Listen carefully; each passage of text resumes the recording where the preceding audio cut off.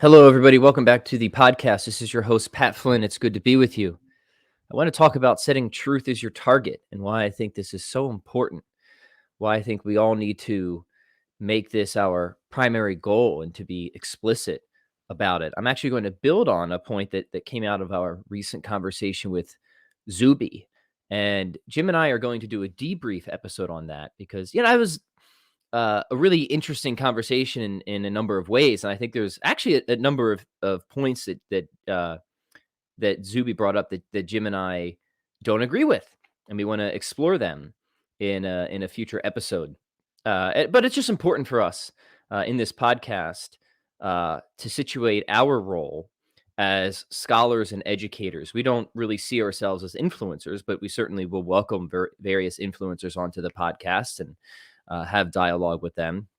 And then maybe it will be, I guess the hope there is that, you have different people on and, that brings, I guess, a number of their followers in, and then they can all enter into, I think, the greater philosophical conversation. Anyways, I'm already rambling.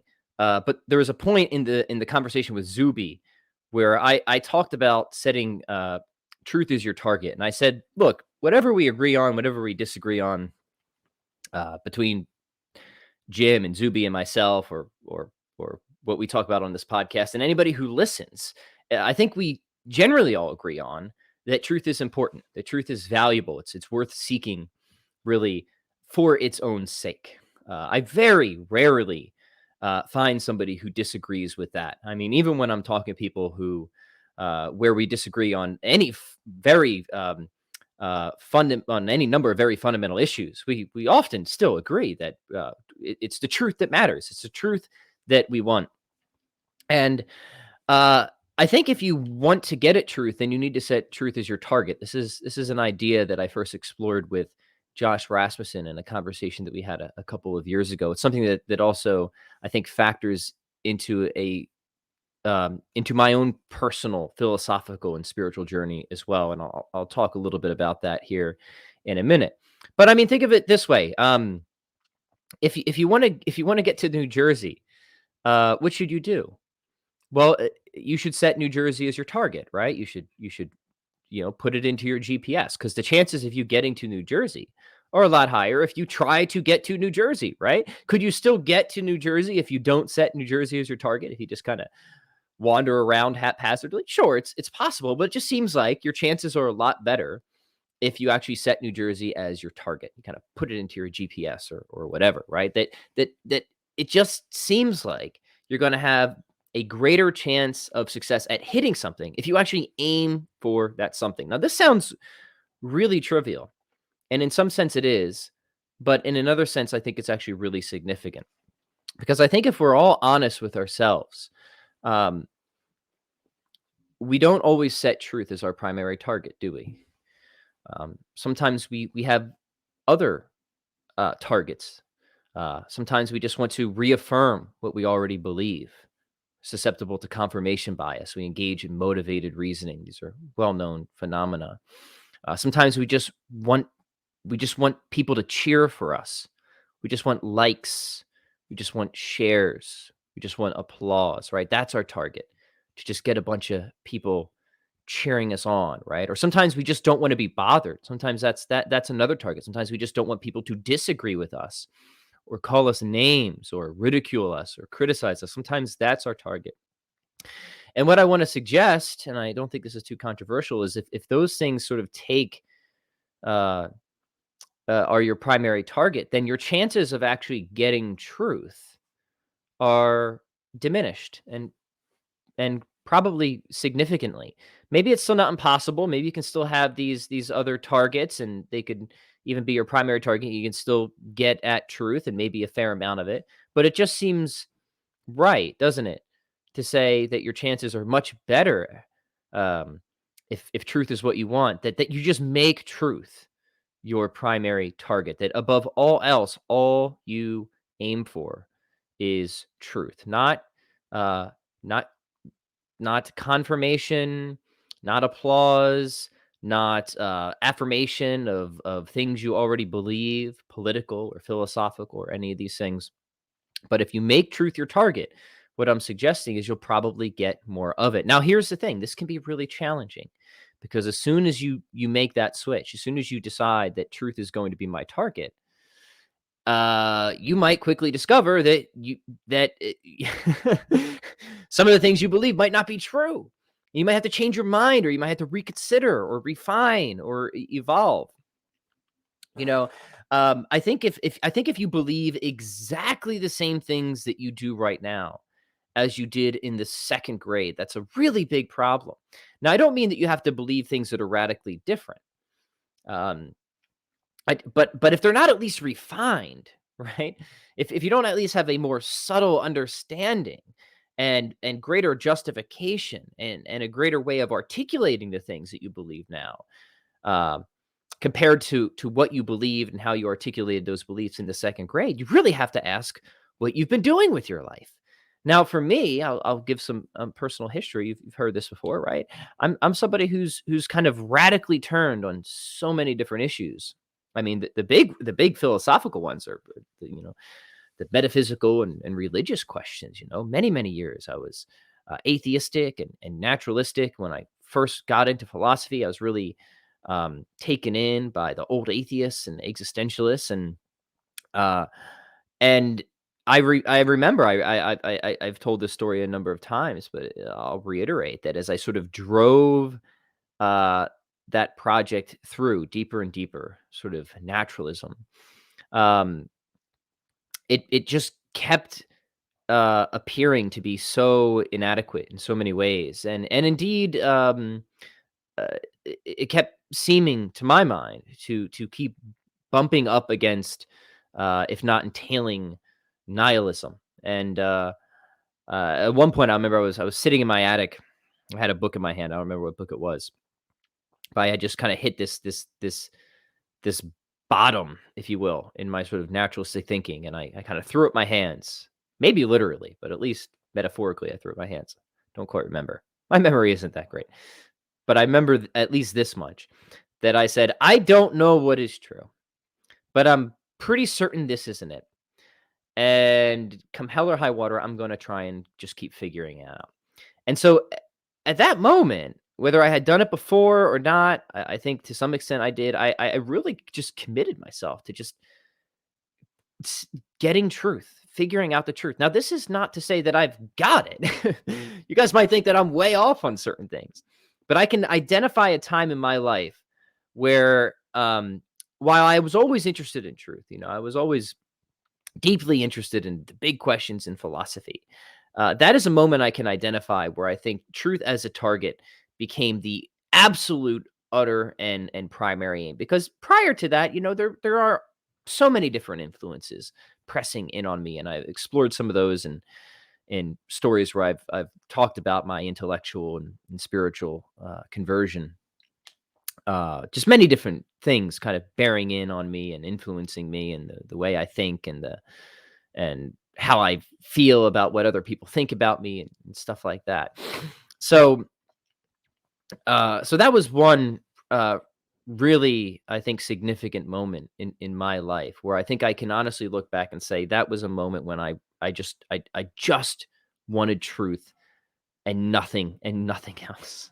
Right. Maybe I got there, maybe I didn't. You guys kind of see where I've wound up. Um, And, politically too, I was a very liberal person for a while. Then I was a very committed libertarian. But then in my pursuit of truth, I had to give that up, at least the stronger forms of libertarianism, because I came to views on ethics and human anthropology that were incompatible with the libertarian paradigm that I had in the past. And because I felt that these views I developed were true, I had to give something else up. That's painful to do. That's seeking. And again, it might sound trivial, but this is not easy to do, right? Whenever you make a big shift like that, it's really difficult personally. It's almost like a part of you is dying. And for anybody who's been through this, I'd be curious to hear your experience on this. But there's also typically an entire world wrapped up with that you could stand to lose, friends, maybe even family members.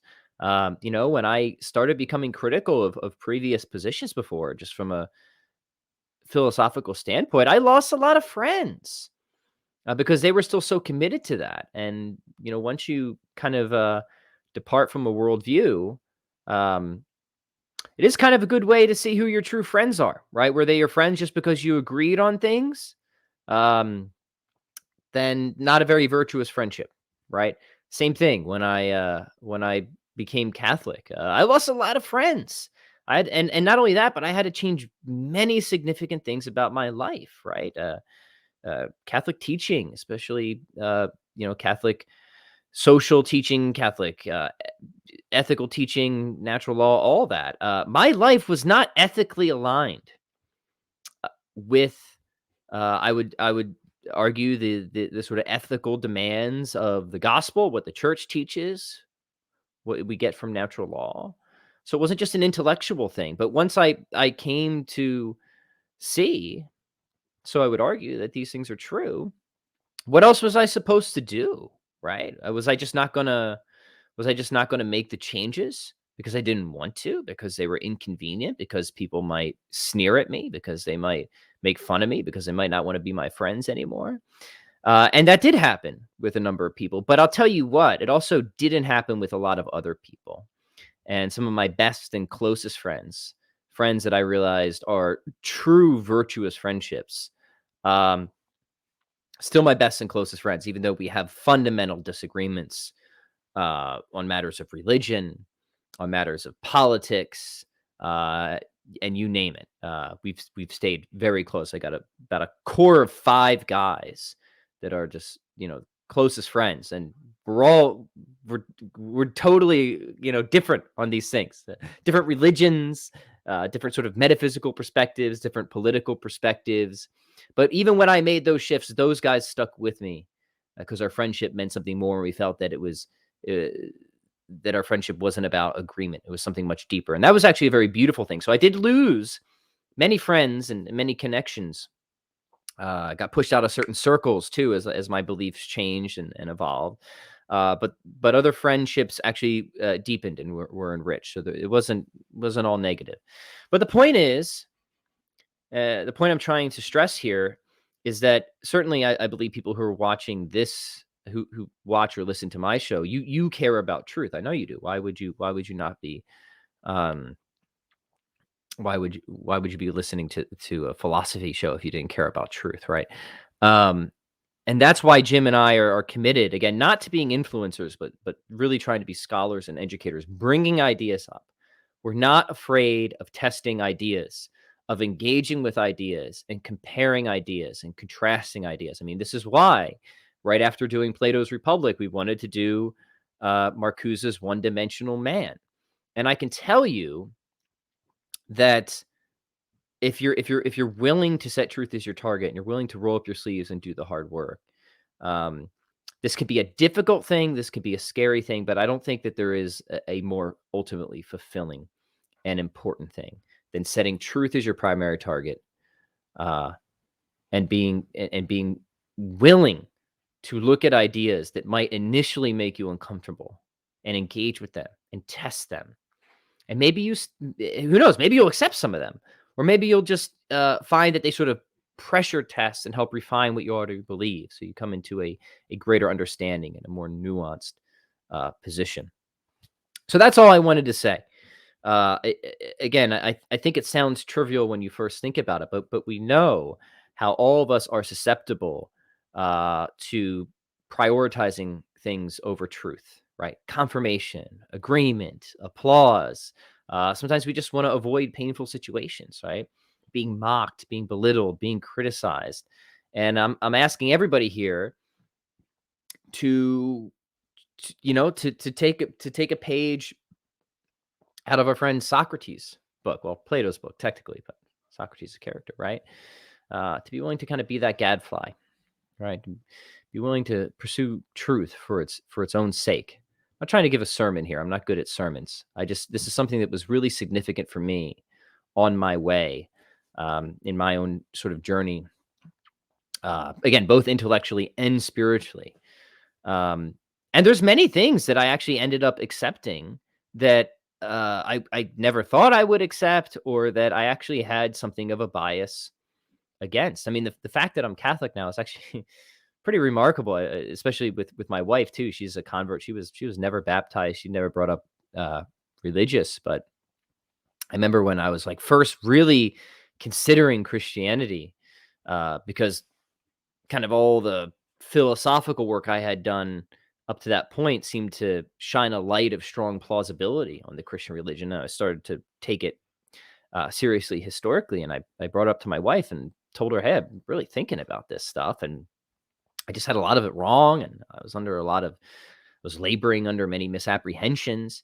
And I essentially asked her if she would consider it with me, and she said, "Okay, I'll consider Christianity." But then she said, "But no way in hell am I ever becoming Catholic," right? So it kind of just gives you an idea of where we were at some point, but and then where we wound up. But I wasn't even willing to, like, my wife, my dear dear wife, who I love so much. Not even she was going to get in my way, and I was at a point where I was concerned because I was veering towards Catholicism. This seemed to be the true thing for me, and I very much, there was a tension there because I realized that my wife seems like dead set against this as a possibility. But that wasn't going to stop me. I just said, I'll figure that out. I'll figure that out. However, I need to figure that out. If this is where I'm being led, and I'm doing my honest best, right? Again, I'm not saying you might think I'm totally wrong on this. I'm just using this to try and illustrate a more general point. But if I sincerely believe I'm doing my honest best and this is what I think is true, then what else am I going to do? I have I have to accept it, right? Um, so that's what I want to encourage everybody to do, to make this an explicit commitment. And the idea here is you're more likely to reach a target if you actually set it as a target, that you're not haphazard about it, or you don't have sort of other priorities over and above it. And I think this is testable. And I would ask you to test this and see if just being intentional about hitting truth, being very explicit and intentional about hitting truth, actually see if it helps you to find more treasures, see if it helps you to find more truth and more goodness. Certainly in my experience, it has. It's led to many more difficulties and challenges, but we like that. So I just want to leave you with that thought. And I would be curious to hear your thoughts on that as well. So please leave a comment below. We'll talk to you in the next video, podcast, or whatever. See you guys.